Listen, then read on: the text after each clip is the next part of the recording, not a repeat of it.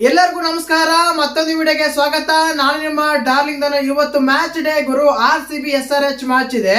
ಈ match review ಮಾಡೋಕ್ಕಿಂತ ಮುಂಚೆ ಇವತ್ತು RCB ಎಷ್ಟು ರನ್ಗಳಿಂದ ಸೋತ್ರೆ ಎರಡನೇ ಪ್ಲೇಸ್ ನ ಒಂದನೇ ಪ್ಲೇಸ್ ನ ಕಳ್ಕೊಳುತ್ತೆ ಅಂತ ತುಂಬಾ ಜನ ಕಮೆಂಟ್ ಮಾಡ್ತಾರೆ. ತುಂಬಾ ಜನಕ್ಕೆ ಡೌಟ್ ಇದೆ. ಅಲ್ಲ ಗುರು, RCB ಸೋತ್ರೆ ತಾನೆ ಫಸ್ಟ್ನೇ ಪ್ಲೇಸ್ ಎರಡನೇ ಪ್ಲೇಸ್ ಕಳ್ಕೊಬಹುದು.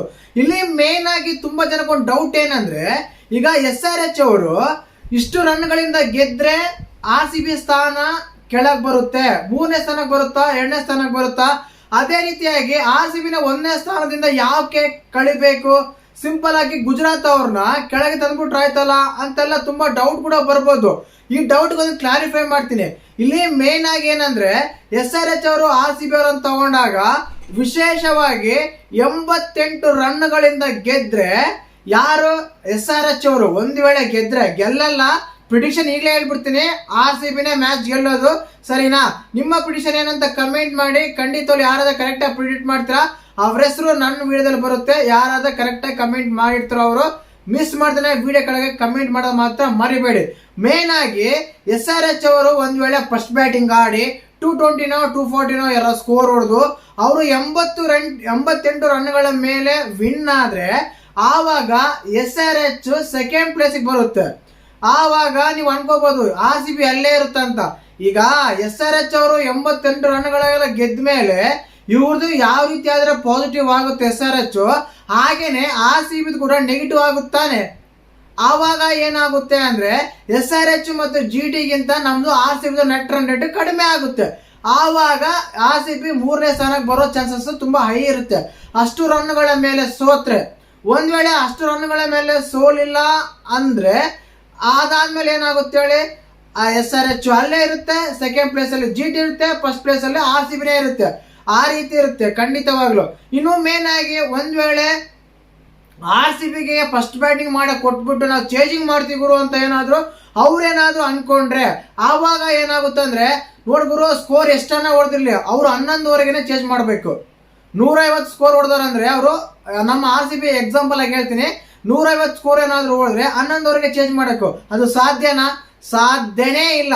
ಎಕ್ಸ್ಪೆಷಲಿ ನಮ್ಮ RCB ಬೌಲಿಂಗ್ ಅಲ್ಲಿ ಕ್ಲಿಕ್ ಆಗಿಲ್ಲ ಅಂದ್ರೆ ಬ್ಯಾಟಿಂಗ್ ಅಲ್ಲಿ ಕ್ಲಿಕ್ ಆಗುತ್ತೆ, ಬ್ಯಾಟಿಂಗ್ ಅಲ್ಲಿ ಕ್ಲಿಕ್ ಆಗಿಲ್ಲ ಅಂದ್ರೆ ಬೌಲಿಂಗ್ ಅಲ್ಲಿ ಕ್ಲಿಕ್ ಆಗುತ್ತೆ. ಎರಡರಲ್ಲಿ ಯಾವ್ದೊಂದು ಕ್ಲಿಕ್ ಆಗೇ ಆಗುತ್ತೆ.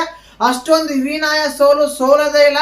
ಅಲ್ಲ ಗುರು, ಇವತ್ತು ಮ್ಯಾಚ್ ಸೋತ್ರೆ ತಾನೆ ಸೆಕೆಂಡ್ನೇ ಪ್ಲೇಸ್ ಎರಡನೇ ಪ್ಲೇಸ್ ಅಂತ ನಾವು ಮಾತಾಡೋದು. ಯಾಕಂದ್ರೆ ತುಂಬಾ ಜನಕ್ಕೆ ಡೌಟ್ ಇರುತ್ತೆ. ಯಾಕೆ ಅಂದ್ರೆ RCB ಯಾಕೆ ಮೊದಲನೇ ಸ್ಥಾನದಿಂದ ಎರಡನೇ ಸ್ಥಾನಕ್ಕೆ ತರಬೇಕು? ಹೈದರಾಬಾದ್ ಅವರು ಎರಡನೇ ಸ್ಥಾನಕ್ಕೆ ಹೋಗ್ಬಿಟ್ರೆ ಆಯ್ತಲ್ಲ, GT ನ ಮೀರ್ಸಿ ಎರಡನೇ ಸ್ಥಾನಕ್ಕೆ ಹೋಗ್ಬಿಟ್ರೆ ಆಯ್ತಲ್ಲ ಅಂತ ಡೌಟ್ ಇರುತ್ತೆ. ಆ ಕಾರಣಕ್ಕೆ ಆ ಡೌಟ್ ನ ಕ್ಲಾರಿಫೈ ಮಾಡ್ತೀನಿ. ಅಂದ್ರೆ ಇವಾಗ ನಮ್ಮ RCB ನೆಟ್ ರನ್ ರೇಟ್ 1+ ಇದೆ, GT ಅವ್ರದ್ದು 650 ಏನಿದೆ, ಇವ್ರದ್ದು 300 ಏನೋ ಇದೆ. ಈ ಟೈಮ್ ಅಲ್ಲಿ ಇವರು SRH ಅವರು ಸುಮಾರು 88 ರನ್ಗಳ ಮೇಲೆ ಗೆದ್ದ ಮೇಲೆ ಇವರು ಪಾಸಿಟಿವ್ ಆಗ್ತಾ ಇದೆ SRH ಅಂದ್ರೆ RCB ನೆಗೆಟಿವ್ ಆಗ್ಲೇಬೇಕು ತಾನೆ. ಆವಾಗ ನೆಗೆಟಿವ್ ಆದಾಗ ಏನಾಗುತ್ತೆ ಅಂದ್ರೆ ನಮ್ಮ RCB ಮೂರನೇ ಸ್ಥಾನಕ್ಕೆ ಬಂದ್ಬಿಡುತ್ತೆ.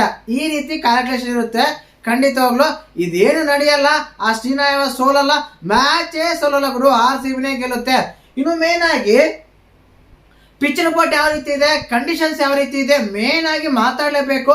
ಹೆಡ್ ಟು ಹೆಡ್ ತಗೊಂಡಾಗ ಯಾವ ರೀತಿ ಇದೆ, ಡೂ ಆರ್ ಡೈ ಅಂತ ಮ್ಯಾಚ್ ಬಂದಾಗ ತುಂಬಾ ಹಲವಾರು ಸಲ ನಮ್ಗೆ ಸನ್ರೈಸರ್ಸ್ಗೆ ಆಗಿದೆ. ಬಟ್ ಅದೆಲ್ಲ ಹಳೆ ಕಾಲ, ಈಗ ಹೊಸ ಕಾಲ ಬಂದಾಯ್ತು. ಆದ ಕಾರಣ ಅದ್ರ ಬಗ್ಗೆ ತಲೆ ಕೆಡಿಸ್ಕುವ ಅವಶ್ಯಕತೆನೇ ಇಲ್ಲ, ಅಗತ್ಯನೇ ಇಲ್ಲ ಅಂತ ನಾನಾದ್ರೆ ಹೇಳ್ತೀನಿ ಖಂಡಿತವಾಗ್ಲು. ಇನ್ನು ಮೇನ್ ಆಗಿ ಇವತ್ತು ಮ್ಯಾಚ್ ಗೊತ್ತೇ ಇರುತ್ತೆ, ರಾಜೀವ್ ಗಾಂಧಿ ಸ್ಟೇಡಿಯಂ ಅಲ್ಲಿ ಹೈದರಾಬಾದ್ ಅಲ್ಲಿ ಆಗುತ್ತೆ. 7:30ಗೆ ಮ್ಯಾಚ್ ಶುರು ಆಗುತ್ತೆ. ಮೊದಲನೇ ಮ್ಯಾಚ್ RCB ಹೈದರಾಬಾದ್ ಆಗಿತ್ತು. ಆವಾಗ ನಾವು ಹುಚ್ಚರಾಯ್ದಂಗೆ ಹೊಡೆದು ಅವ್ರನ್ನೆಲ್ಲ ಔಟ್ ಮಾಡಿ ಆರಾಮಾಗಿ ಗೆದ್ದಿದ್ವಿ. ಇವತ್ತು ಮ್ಯಾಚ್ ಯಾರು ಗೆಲ್ತಾರೆ ಗುರು ಅಂತ ಕೇಳೋದಾದ್ರೆ ಖಂಡಿತವಾಗ್ಲು RCB ಗೆಲ್ಲುತ್ತೆ ಗುರು. ಸರಿನಾ? ಒಂದ್ ವೇಳೆ ಗೆಲ್ಲಿಲ್ಲ ಅಂದ್ರೆ 88 ರನ್ಗಳ ಮೇಲೆ ಸೋಲೋದು ಬೇಡ, 12 ಚೇಂಜ್ ಮಾಡಿಸ್ಕೊಳ್ಳೋದು ಬೇಡ. ಇಷ್ಟ ಮೇಲೆ ಏನಾದ್ರೂ ಮಾಡ್ಕೊಳ್ಳಿ, ಸೆಕೆಂಡ್ ಪ್ಲೇಸ್ ಫಸ್ಟ್ ಪ್ಲೇಸ್ ಸಿಗುತ್ತೆ, ಒಂದು ಚಾನ್ಸಸ್ ಇರುತ್ತೆ. ಸರಿನಾ? ಇನ್ನು ಮೇನ್ ಆಗಿ ವಾಟ್ ಎಕ್ಸ್ಪೆಕ್ಟ್, ಏನ್ ಎಕ್ಸ್ಪೆಕ್ಟ್ ಮಾಡ್ಬೋದು ಅಂತ ಕೇಳೋದಾದ್ರೆ, there is a prediction of spherical hair this match day but nothing terminating the game. Average first inning score venue 192, IPL 223.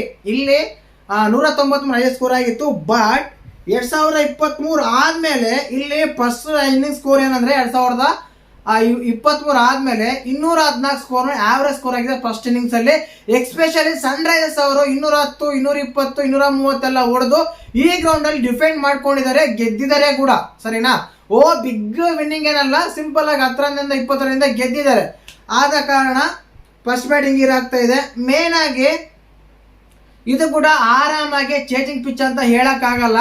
ಒಂದ್ ವೇಳೆ ಫಸ್ಟ್ ಬ್ಯಾಟಿಂಗ್ ಆಡಿದವರು 220, 230 ಸ್ಕೋರ್ ಹೊಡೆದ್ರೆ RCB ಆಗ್ಲಿ SRH ಆಗ್ಲಿ ಡಿಫೆಂಡ್ ಮಾಡ್ಕೊಳ್ಳೋದು ಸ್ವಲ್ಪ ಈಸಿ ಆಗುತ್ತೆ. 200 ಒಳಗಡೆ ಇದ್ರೆ ಈಸಿಯಾಗಿ ಕೂಡ ಚೇಂಜ್ ಕೂಡ ಮಾಡ್ಬೋದು ಅಂತಾನೆ ಹೇಳ್ಬೋದು. ಇನ್ನು ಅದೇ ರೀತಿಯಾಗಿ ಹೆಡ್ ಟು ಹೆಡ್ ತಗೊಂಡ್ರೆ ನೋಡ್ರಿ ಗುರು, ಲಾಸ್ಟ್ 26 ಮ್ಯಾಚ್ ಅಲ್ಲಿ 14 ಮ್ಯಾಚ್ SRH ಗೆದ್ದಿದ್ದಾರೆ, ನಮ್ಗಿಂತ 2 ಮ್ಯಾಚ್ ಜಾಸ್ತಿನೇ ಗೆದ್ದಿದ್ದಾರೆ. ಬಟ್ ರೀಸೆಂಟ್ ಆಗಿ ತಗೊಂಡ್ರೆ ಏನಾಗುತ್ತೆ ಅಂದ್ರೆ, ರೀಸೆಂಟ್ ಆಗಿ ಆದ್ರೆ 9 ಮ್ಯಾಚ್ಗಳಲ್ಲಿ ಕೂಡ ಮೈ ಗಾಡ್ 6 ಮ್ಯಾಚ್ ಅವರೇ ಗೆದ್ದಾರಂತೆ, 3 ಮ್ಯಾಚ್ ತಮ್ಮವ್ರು ಗೆದ್ದಾರಂತೆ. ಈಕ್ವಲ್ ಇದೆ ಆಲ್ಮೋಸ್ಟ್ ಆಲ್. ಖಂಡಿತವಾಗ್ಲೂ ಈ ರೀತಿ ಇದೆ. ಇನ್ನು ಪ್ಲೇಯಿಂಗ್ ಲೆವೆನ್ ತಗೊಂಡ್ರೆ ಖಂಡಿತವಾಗ್ಲೂ ತುಂಬಾ ಜನ ಫಿನ್ ಸಾಲ್ಟ್ ಆಡ್ತಾರ ಇಲ್ಲ ಅಂತ ಡೌಟ್ ಇರ್ಬೋದು. ಬಟ್ ಸಾಲ್ಟ್ ಆಡಲ್ಲ ಅವರು, 100% ಆಡಲ್ಲ.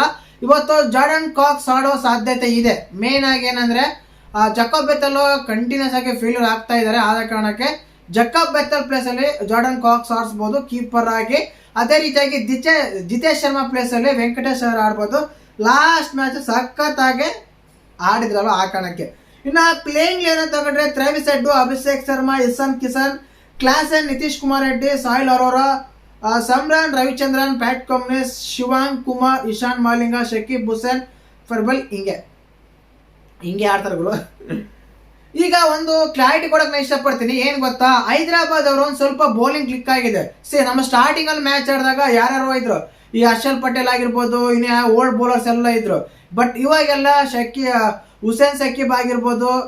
ಹುಸೇನ್ ಆಗಿರ್ಬೋದು, ಅದೇ ರೀತಿಯಾಗಿ ಫರ್ಫೆಲ್ ಹಿಂಗೆ ಆಗಿರ್ಬೋದು, ಪ್ಯಾಟ್ ಕಮ್ನಿಸ್ ಆಗಿರ್ಬೋದು, ಇವೆಲ್ಲ ಹೊಸ ಬೌಲರ್ಗಳು ಬಂದಿದ್ದಾರೆ. ಒಂದ್ ಸ್ವಲ್ಪ ಕಷ್ಟ ಅನ್ಸ್ಬೋದು.